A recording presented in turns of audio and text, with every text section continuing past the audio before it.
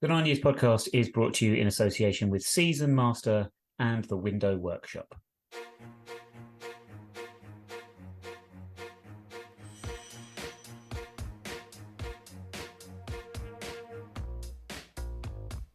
Hello, everybody, and welcome to episode 328 of the 9 Years podcast. Thank you very much for downloading the show this week. I am Nick Draper. I am joined, as always, by the face of the BBC Sport website, Mr. Stewart Deacons. We have a lot to cram in this week. We will be looking back to the defeat to Stockport. We'll be looking ahead to the visit of Crewe Alexandra on Saturday.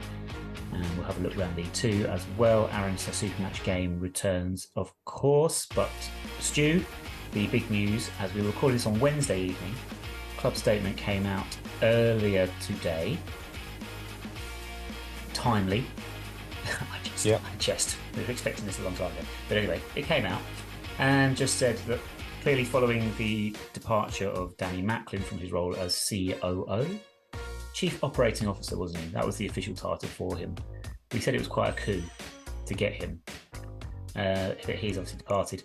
Chris Stewart is going to not take over that role. That has not been said in this statement that was released today. We are recording this, as I say, on Wednesday evening. But he is going to step in to help oversee stadium business and operations whilst we search for a new... Oh, do you know what, Stu? This will teach me to pay attention. I was explaining to you afterwards, I've been out all day with Year 11 up into King's Cross doing a geography field trip.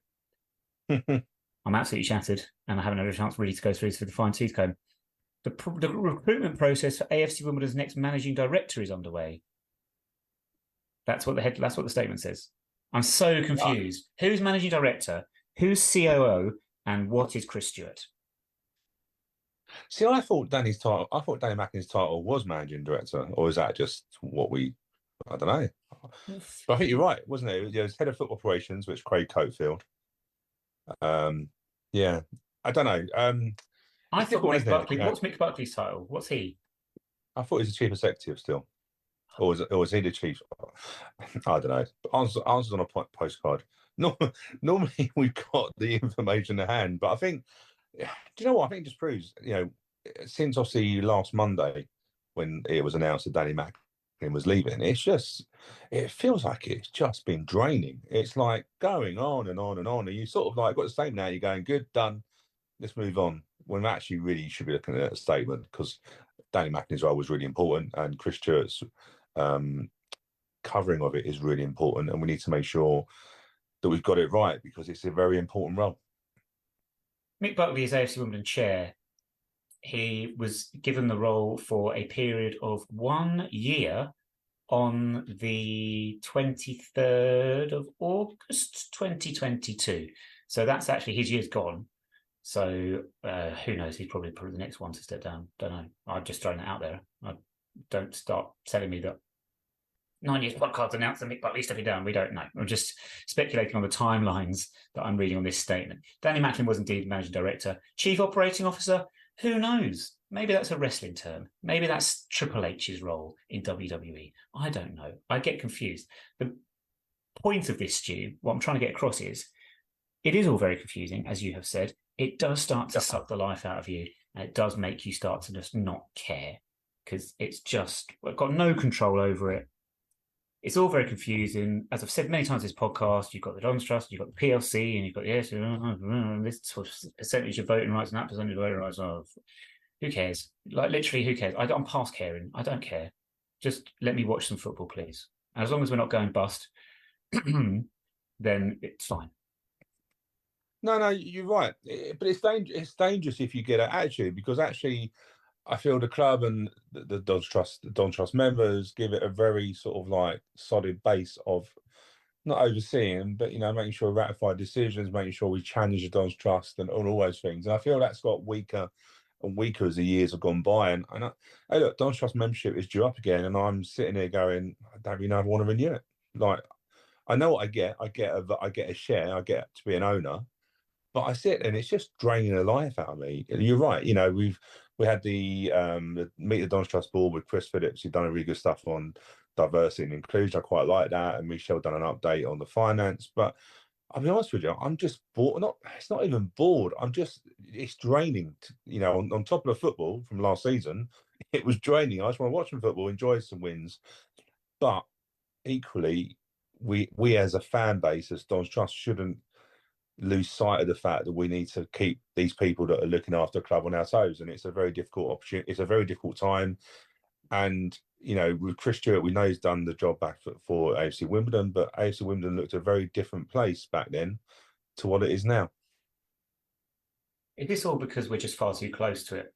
I'm just thinking of what's the attendance on Saturday? 7,000 odd. So it's about just under 7,000 home fans, maybe. How many, if you ask these people, would be able to answer these questions? Who's this person? Who's that person? A lot. I don't know how many people would actually be able to tell you. But more importantly to that, those that couldn't tell you, should they know? Why should they care? And honestly, no other football club, I promise you, no other football club in the country has fans having these sorts of conversations where we're actually, as a podcast, as a fan-run podcast, and you look at various guest books on social media and stuff like that, where people are having conversations about, well, which member of staff at the club is looking after this element, who's looking after match day operations, who's looking after media operations, nobody's asking these questions. And yet somehow, because the way our model is, and how close we perhaps are to it, we start to care about these things, which really, bottom line is literally nobody cares. That's what I'm saying. It drains you, doesn't it? And you get moments, like this where, just to be fair, the news of Chris Stewart coming into the role hasn't gone down well, and I think that's for many reasons. Can I make a point like on that one? Yes, the appointment of Chris Stewart as the sort of unnamed role within the football club has gone down like a lead balloon. But I keep making this point: lead balloons go down very well if you think about this logically. So we need to think of a new metaphor for this.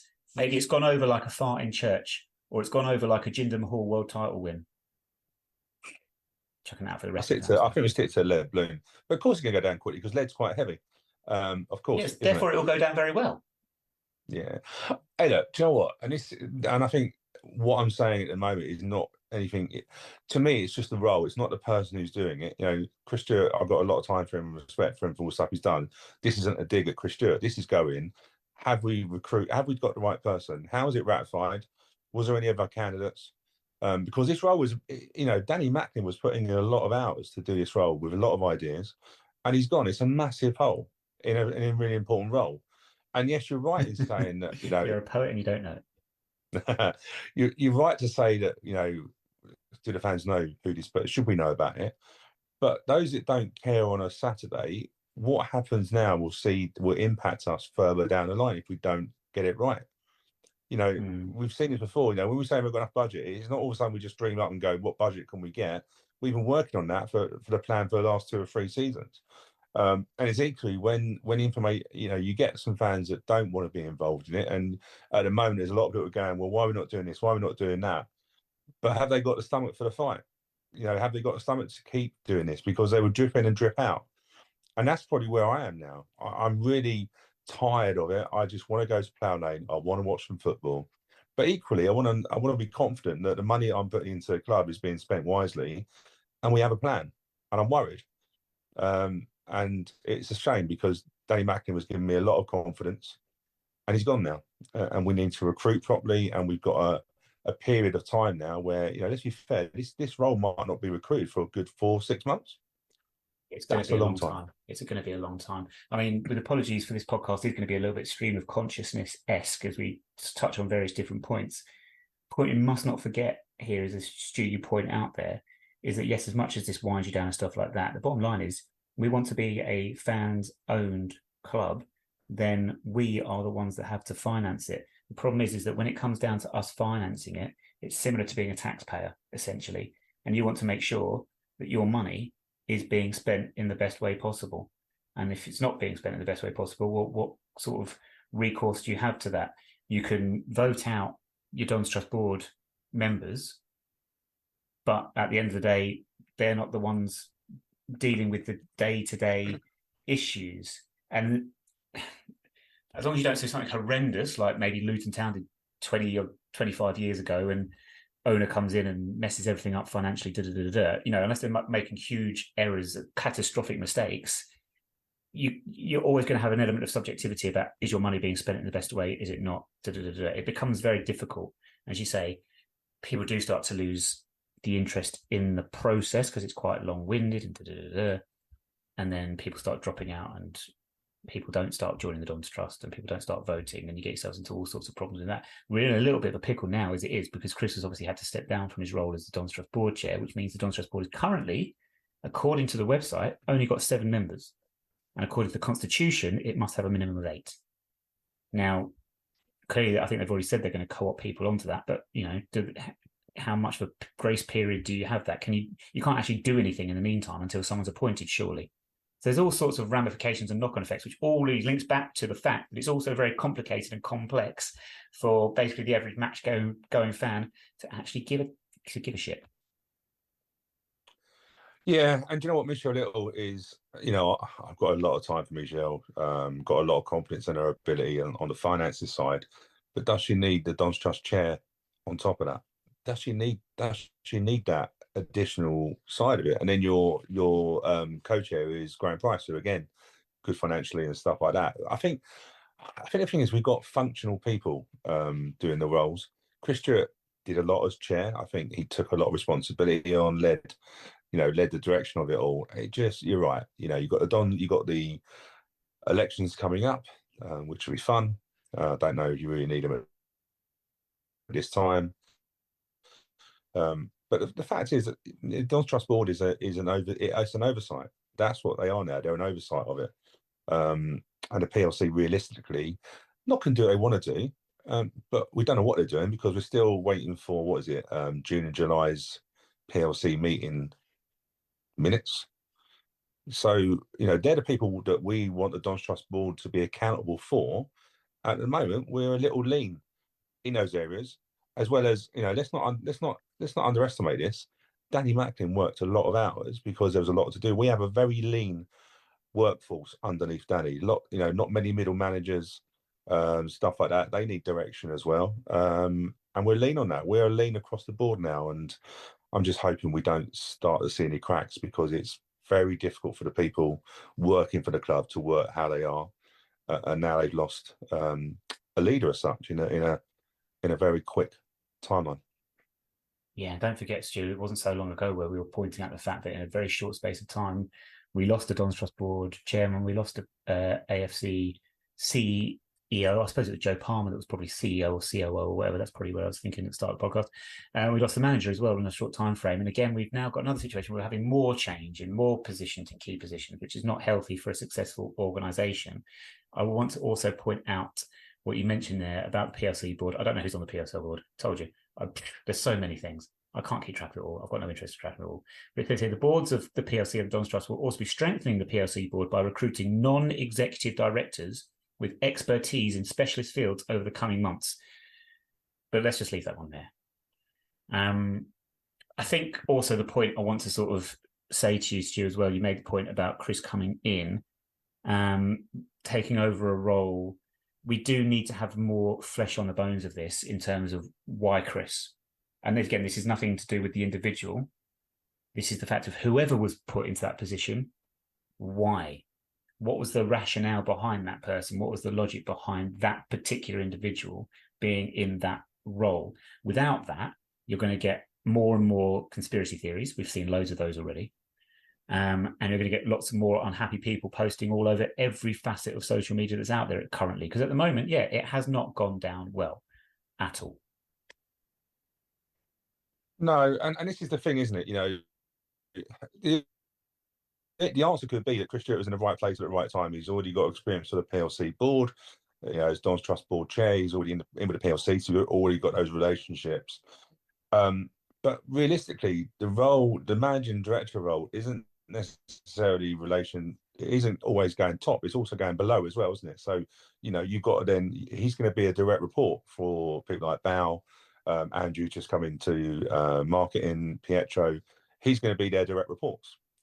So equally, they're going to need to now step up. Realistic, they're going to have to step up and have more autonomy and stuff like that. But equally below that, they need direction as well. And it's I've been at organisations when the managing director's left, and it takes a while, and there's uncertainty. naturally as you're, there's uncertainty. Is that person going to be able to do a job? At the moment, we've got an interim, so realistically, he's covering the role until someone else comes in, which again puts uncertainty in. And it's just, hey, look, I'm just looking at it from a simple. Well, I don't think I'm an owner now because my Don Trust membership's run out. But I'm just looking at it from the top, and look, it can go tits up. Football, you lose one game, and all of a sudden it's like last season, as some fans have said already. Football can very quickly. The football on the pitch was taking a little bit of heat away from the back office, and we need that to continue. You read off a list of names there of employees of the club, and again, like I say to you, Stu, no other football club would sort of be asking these questions, would they? And that is the problem with the model that comes with it. And it does, as I said at the start, does sort of start the life out of you. A little bit of demoralisation, perhaps, but that's a whole big picture conversation for another time. We do have some football to discuss. I said we'd lose 2-1 3 weeks in a row. I have correctly predicted the scoreline: 1-1 Forest Green, 2-2 Newport County, 2-1 defeat at home to Stockport County. And the good news is I've got no earthly idea what's going to happen when we play Crewe next week, and we'll come on to that one in a bit. But the Stockport game, Stu, we know we were 1-0 up at half-time. Josh Davison with his first goal of the season, which was from another James Tilley set piece. Set pieces are very important for us this season. Stockport defended it appallingly, it must be said. But then 2 quick goals in the second half. I think by the hour mark, they'd already taken the lead. They were 2-1 up with an equaliser from Louis Barry. And then Will Collar with the winner. Really took the game by the scruff of the neck, did Collar there. But a few headlines from that game. Obviously, both sides missing a lot of players for various reasons, including injuries, loan players that were ineligible, and international call-ups. We arguably are 5, some might say 6 best players were not in that starting 11. I'm talking about in the starting 11 this is. So I'm talking about Billa, Curry, Reeves, Little, Al-Hamadi and Lewis. So we have to cover that. We have to think about the fact we are attacking the wrong end this season. We're attacking the away fans in the second half as opposed to the home fans second half. But a number of clubs which put their away fans behind one of the goals will do this because they're still attacking towards their own fans, the fans down the sides that are in those sort of down those ends. So a number of clubs do this. Luton did it for many, many years, in fact.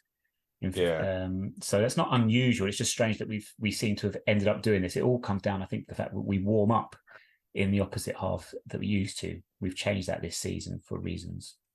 Yeah, it's obviously something that's been a conscious effort. It's not just first game of the season and we've got Harry Pell. It's not Harry Pell. Jay Reeves has come out and not realised what end we have fans at. Do you know what I mean? It's also a conscious effort. I don't get it.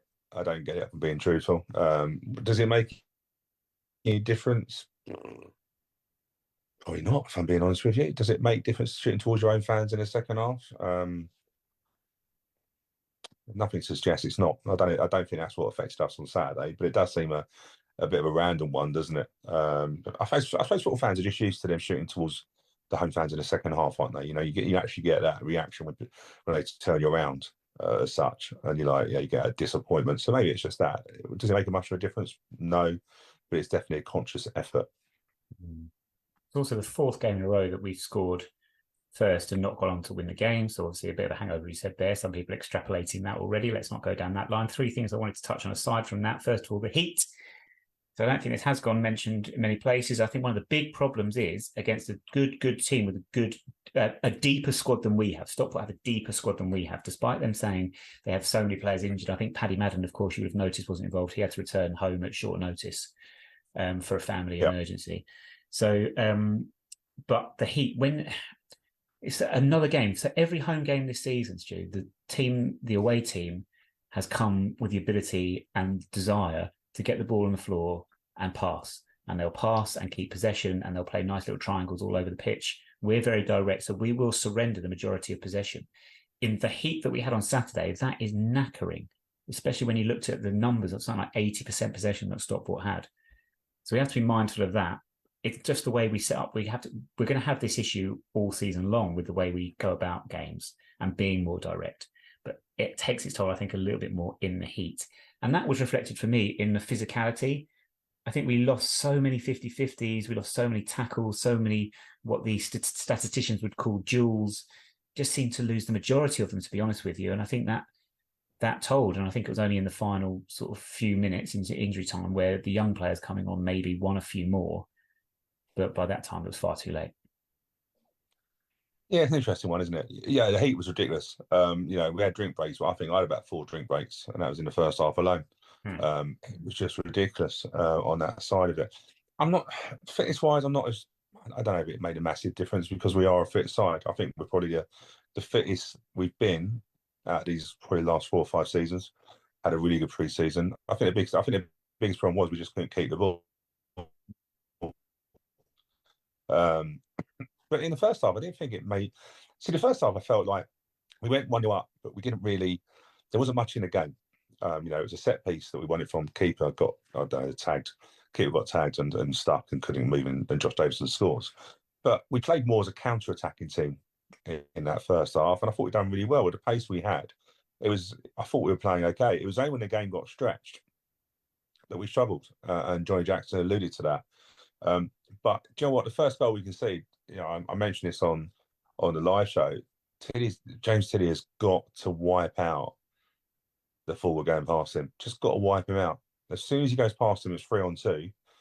Barry scores, great finish, but the game changes. Absolutely, the momentum changes, and I suppose when it's hot, you feel the heat a lot more when you're under pressure and not keeping the ball. And Stockport got a run, didn't they? And quickly went and won the game. I must say that, you know, so Oluwafi, the forward that broke, you say Tilley perhaps should have tried to tap his ankles or whatever, but you know, he got a little bit of grief from our fans and a few maybe going down looking for things when they thought he was trying to buy some free kicks or whatever. But do you know what? I thought he was a threat all game. He was a pain in the backside, and he had pace and he had strength. And I think he probably should have done better when he had one chance.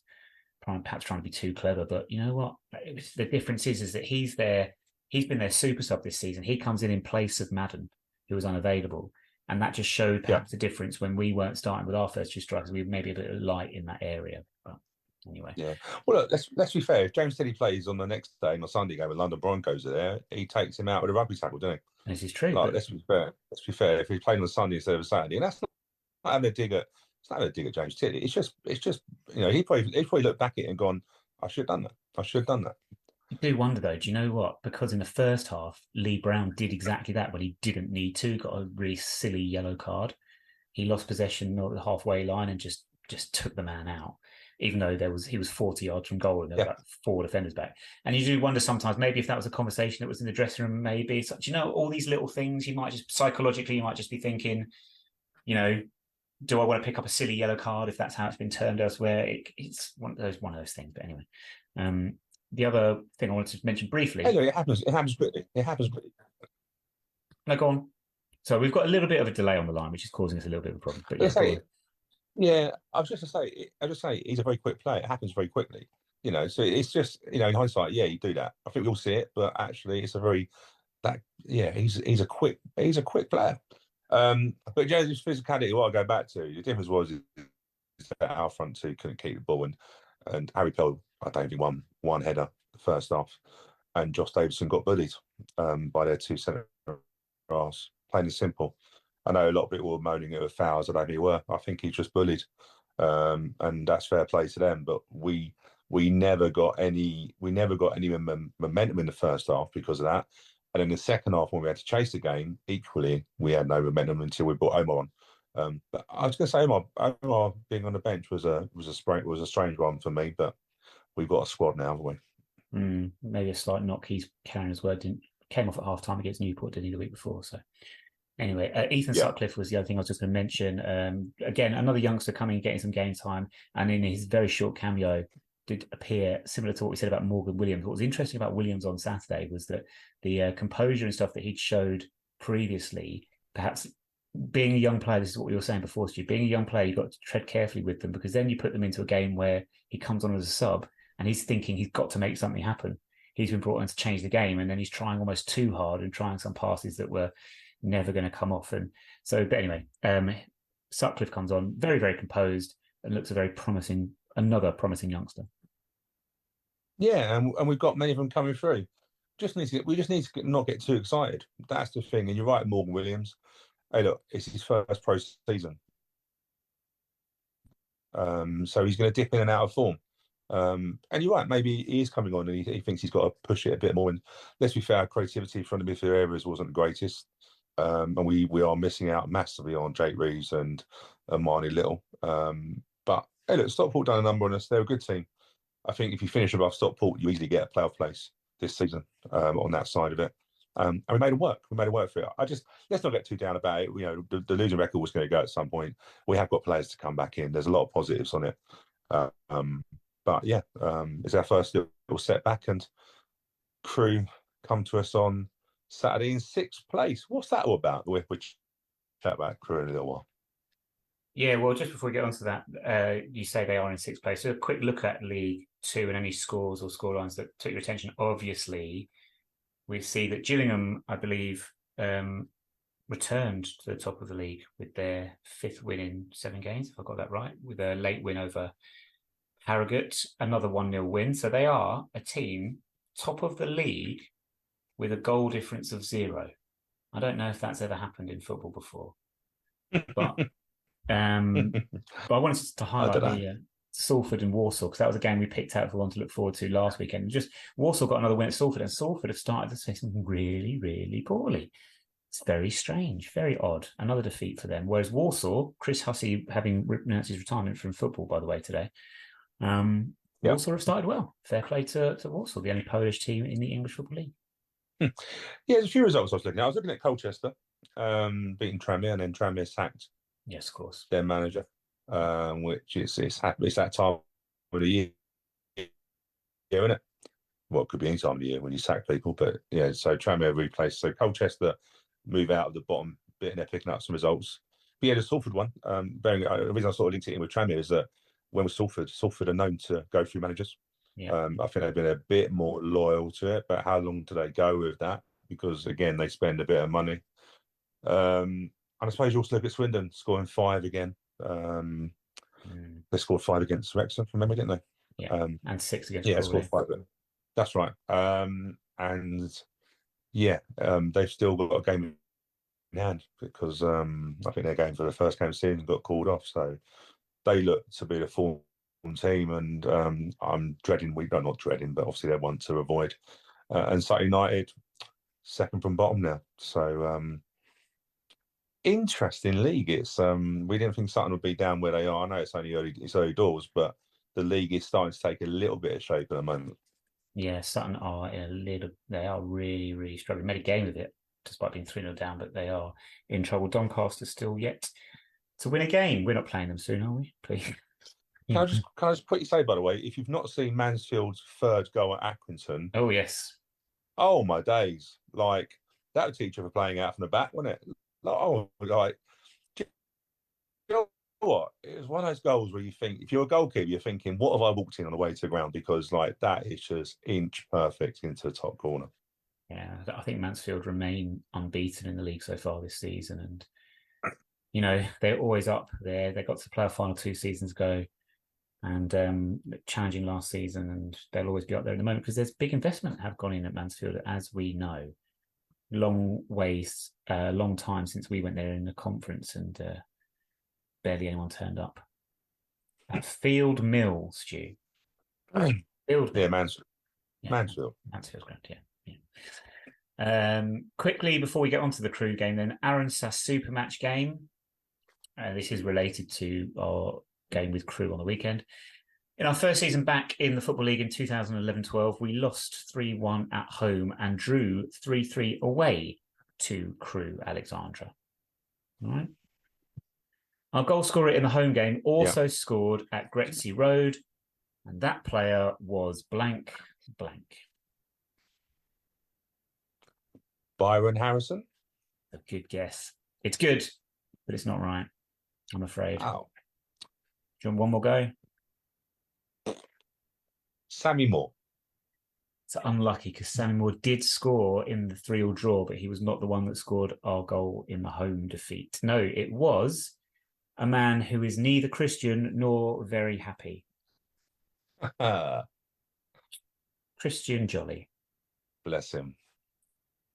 A real blast from the past was that name. If you remember at the end of our first season in the conference, where we ended it really poorly. We lost at home to Grays, and we lost at Gateshead, and we lost to pretty much everyone we played against in that last sort of 6 games or whatever. And then we went to the sponsors meal, and Christian Jolly had already signed. So he was like our first signing of the new season. Like, we signed a guy from Kingstonian, and we were all just like, we just lost home to Grays, we're signing players from Kingstonian. What the hell are we doing? And how wrong we Can I were. just mention, by the way, you mentioned Gateshead. This is really random linking as well. Gateshead beat Eastleigh 6-0 at Eastleigh on Saturday, right? Last season, Gateshead beat... Last season, the season before, Gateshead won 5-0 at Eastleigh. Wow. Do you know what's annoying about that? Is the fact that our connection is so bad that I couldn't hear your face lit up explaining this. I was waiting for the sound to catch up. So I was like, this better be... But there you go. So next season, they'll obviously get a 7-0 win at Eastleigh. How mad is that? Scoring 5 goals away from home. Can you imagine Eastleigh fans going, this is so like last season, I can't believe it. And then the 6 goes in, you're like, what? It's like when Liverpool beat Newcastle 4-3 2 seasons in a row. The second time, everyone was like, what? And then Sky went, okay, we'll put it on again the following season. Have that game. It was absolute dire, like 1-0 or something.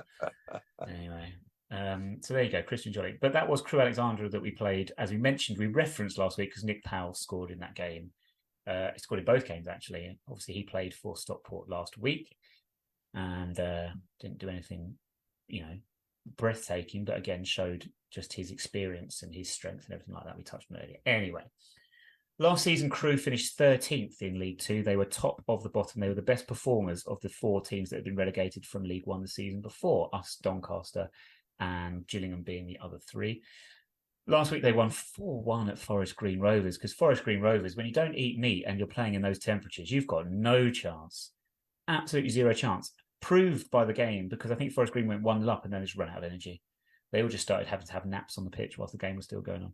So it's 4-1 they won. And they are, as you said earlier, Stu, they're currently 6th. They've won 3, drawn 3, and lost just the once this season. Their manager is Lee Bell, has been in charge now for about 9 months, former youth coach. Not many ins, lots of outs last season in the summer. Rod McDonald and Dan Adji, who my dad still likes to call Dan Agay, they left. And that's how he pronounces it. I'm sure he might be, we don't know. No, but there's no real standout names that came in, to be honest with you. Obviously, it's they got, what's his name, Demetriou from Newport, who scored a few goals already this season for them. But Courtney Baker Richardson is the sort of their poster boy, as it was, the centre forward. He scored twice in the last 2 games.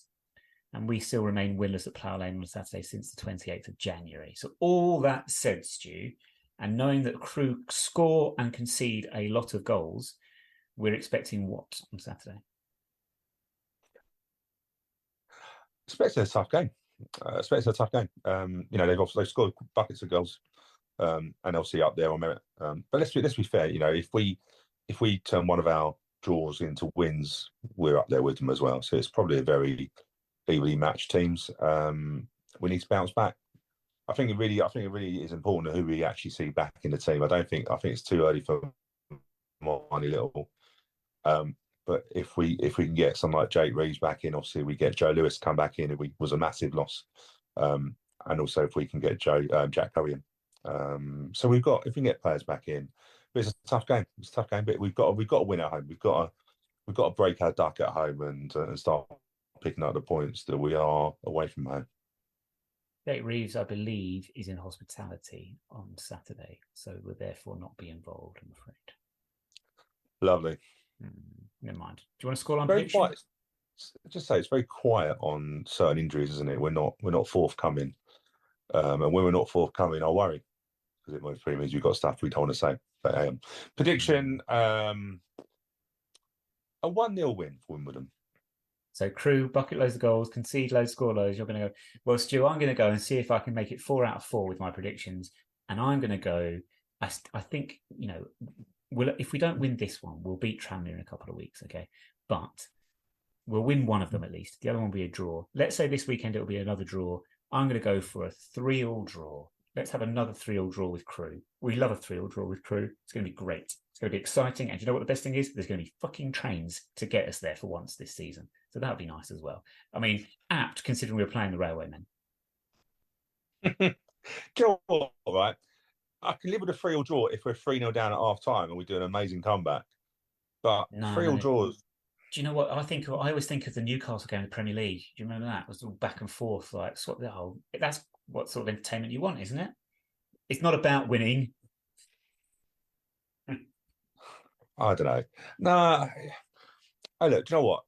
Yeah, you can go down to the Phoenix, have a drink beforehand to the fan zone and stuff like that. But you want to win games, don't you? Do you know what? The Phoenix, by the way, the music, can I just say this, right? We do not need music at half time.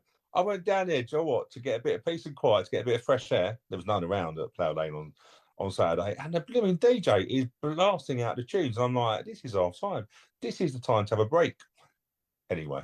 Can I also just point out there, when we make those references to winning not being important and stuff like that, we are taking the mick out of the reaction a certain Daily Mirror article got, by the way. I feel sometimes, Stu, you have to actually explain the joke because people still don't get it. It's like when I insult Liam Trotter on Twitter, it's me. I am the butt of the fucking joke, all right? It's my absolute insanity and hatred of Liam Trotter. I'm poking fun of myself. I feel like I have to explain every time we make a joke, Stu, because otherwise people get offended. And I end up getting in trouble. The reaction was pathetic, if I'm being true with you, with Jonesy, you know Jonesy well.